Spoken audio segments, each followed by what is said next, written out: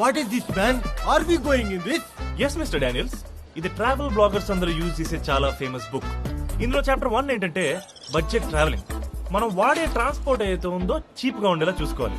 ఇప్పుడు మనం ఇదే చాప్టర్ ఫాలో అవ్వాలి. ఈ చాప్టర్ ఏదో నా చావుకు వచ్చేటట్టుంది. డబ్బున్నా సరే ఇలా చీప్ గా ట్రావెల్ చేయడంలో కిక్ ఉంటుంది. ఇందులో కిక్ ఎక్కడుంది? నీ కక్కుర్తి తప్ప. పోయి ఇంజిన్ లో డ్రైవర్ నడకపోయావా? ఇతన్ని పక్కన కూర్చోబెట్టుకుని ఫ్రీగా అరకు తీసుకెళ్లేవాడు.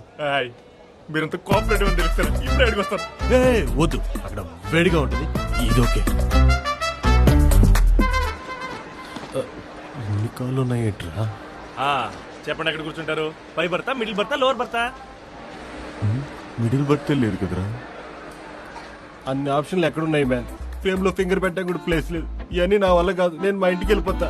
మిస్టర్ డానియల్స్, ఎప్పుడు రిచ్ లొకేషన్సే కాదు, ఇలాంటి స్లమ్ డాగ్ అట్మాస్ఫియర్ ని కూడా మీ కెమెరాతో సూపర్ గా షూట్ చేయండి.